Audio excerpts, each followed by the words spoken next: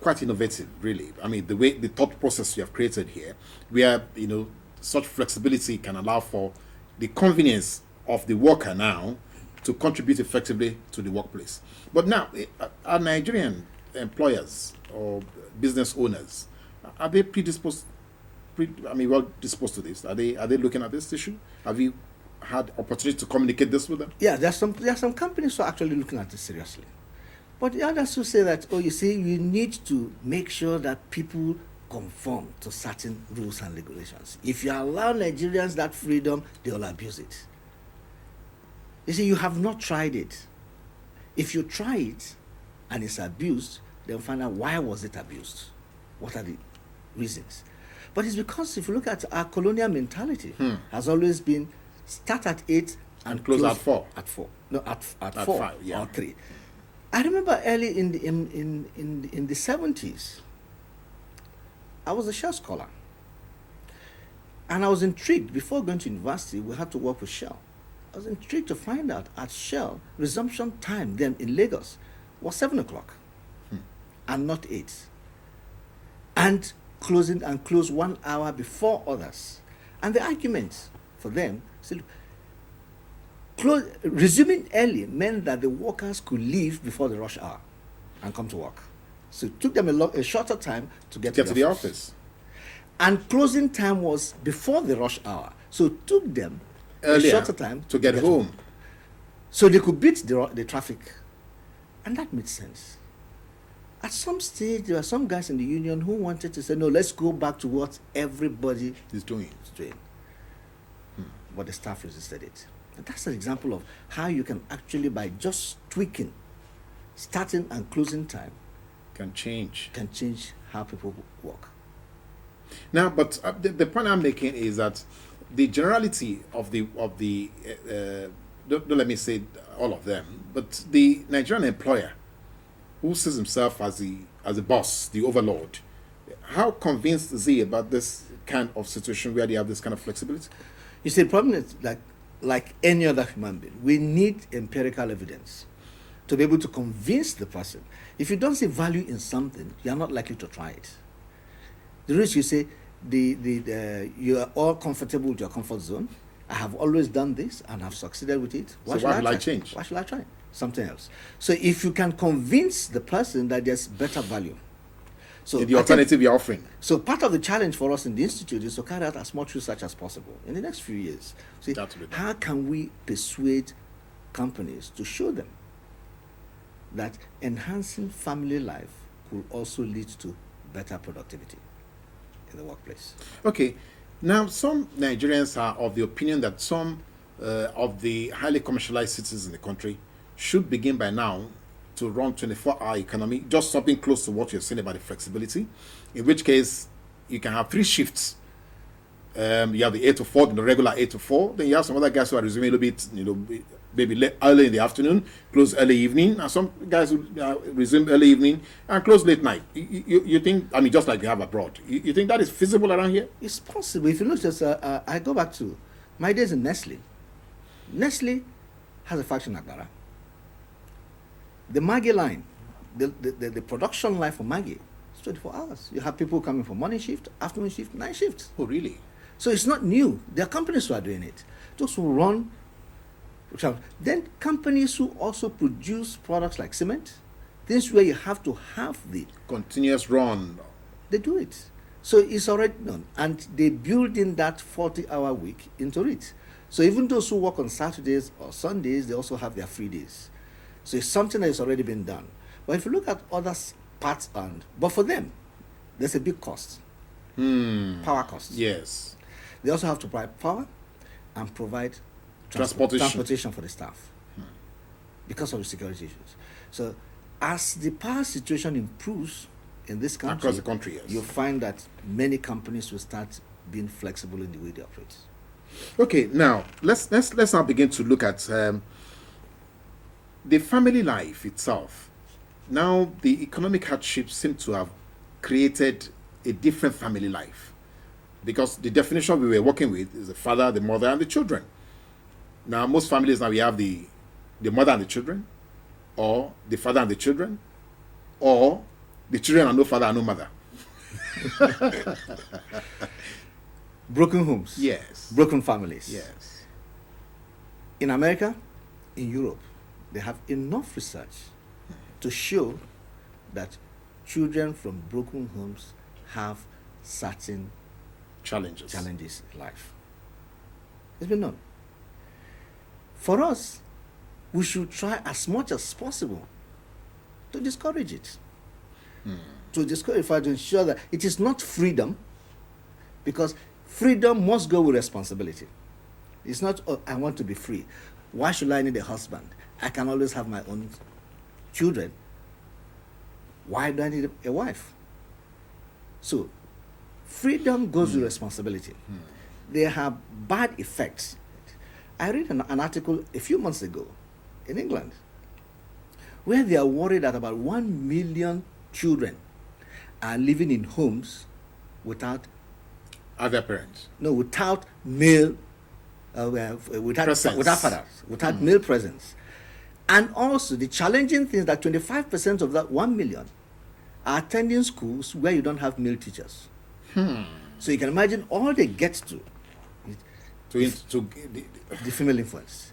So the fatherly figure, the male influence is not there. And they are worried. They don't know what impact is going to have on them going forward.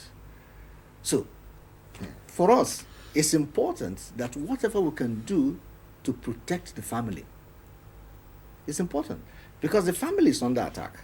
Now, when I say family, I keep insisting that On that, yes, that is the basic father, principle. Yes. mother, and children that make up the family.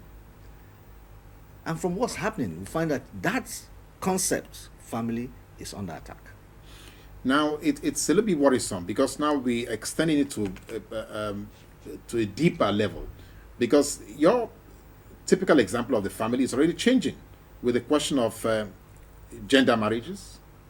So, do we think that is going to get to anywhere around here? We know the National Assembly has banned same-sex marriage, we know, but there are people who are still insisting that, look, it's a personal right, it's my fundamental human right. So, is that part of the process of... When we say fundamental human rights, let's be clear in our mind. We also have to realize that there are things that are called natural law. There are things that we do naturally. Now, can you tell me that it's my right to go and take your property because I'm hungry? Yes, I don't have food to eat, so I go to your house because it's my right to eat. I must take your property. So let's not confuse this question of human rights. The question that there's the concept. No matter the religion, whether you're a Christian or a Muslim or but the question is that God created man and woman to be together and talk of procreation. Now, if it is man and man, where would procreation happen? If it's woman and woman, how will it happen? So we run the risk of maybe not having human beings the way we know them in the future. Because for any country, for the population to remain the same, each woman must have at least 2 children. One to replace her, one to replace the husband. So if you don't have that, what happens? You start having a decline in the population. But for us, we are lucky that the National Assembly took the right decision. See, this is alien to us. We should not start at this stage destroying our family when we still have a lot to do, a lot to go for us. Look at it today. Africa is one of the few continents who have such a young population. Yeah. In the next 20 years, so about 40, or the next less than 20 years, 40% of all the youths in the world will be. So we're talking of, we have a bright future. Why should we, at this stage, succumb to those who are so worried about their future that they are now even enticing their people, paying them to have children? That is good thinking. I like that. Now, the also attractive proposition is the fact that a good chunk of the African populace will probably be in a position to influence global position in the next 10, 15 years. But now, but how about the training that we are giving to, our young people? From your experience in the institute, do you think we're doing sufficiently well in the kind of curriculum that we are running now in most schools? Are the minds of the young persons being prepared to take on the challenge of the global environment? I look at it from two perspectives. Education is not just what you get in the classroom. Education starts from the home.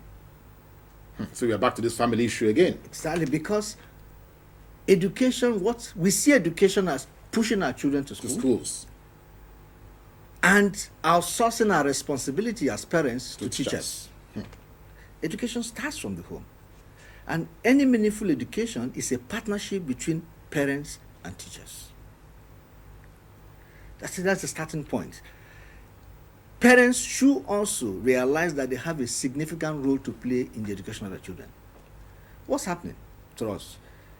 The moment you make some money, you think it's more than enough to ship your child to the boarding school. You don't care how he's doing. You don't even check The results. You don't visit the school. You don't know the environment. During holidays, you send the driver to pick up the child. When they come during holidays or they are disturbing you, find a way to ship them off, look for one summer school. Throughout The lives the lives of that child, he has not interacted effectively with the father or the mother. So who are the role models? We parents are supposed to be role models for our children. Who are the role models? The drivers. The house housemates. helps. So what do we expect from them? So you find parents saying, "No, my child cannot do this." Unfortunately, he doesn't even know the child. So he's assuming because the child bears his name, That he knows the child. he knows the child. So that's one stage of education. The second stage is in the school. But I say again, the school is a partnership. But education has to be relevant to the society and the environment we're in. At this stage of our economic development, we want to move from consumption to production, Yes. To and creation. also to innovation. So, consuming, no problem. Anybody can consume what somebody else has produced. But when we now talk of producing and innovating, we should then be prepared to develop our people in that Along direction. that line. And that's the reason why we say that are students employable?